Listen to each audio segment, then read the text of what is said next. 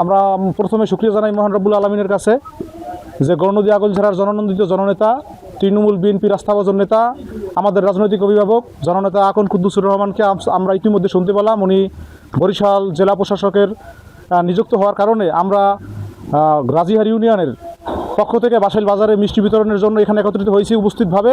আমরা ধন্যবাদ জানাই দেশনায়ক জনাব তারেক রহমান, বাংলাদেশের প্রধানমন্ত্রী, বাংলাদেশের কর্ণধার। এ পর্যায়ে এখন আপনাদের সম্মুখে মূল্যবান বক্তব্য রাখবেন সমসাময়িক বিষয় নিয়ে আগলঝাড়া উপজেলা বিএনপির সম্মানিত সদস্য, রাজিহার ইউনিয়ন তথা ৯ নং ওয়ার্ডের সাবেক ইউপি সদস্য জনাব সালাউদ্দিন মোল্লা। বিসমিল্লাহির রহমানির রহিম। আজকে আমাদের আস্থাভাজন ব্যক্তিত্ব সম্পন্ন সৎ নেতৃত্ব, বলিষ্ঠ কণ্ঠস্বরের মানুষের দরদি আকন কুদ্দুসুর রহমান জেলা প্রশাসকের দায়িত্ব পেয়েছে।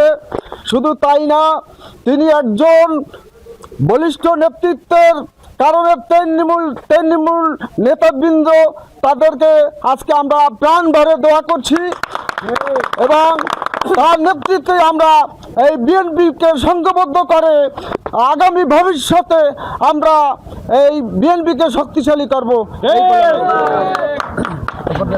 আমরা অত্যন্ত আনন্দিত এবং খুশি যে আমরা তৃণমূল বিএনপির আস্থাভাজন, আমরাই তৃণমূল বিএনপি।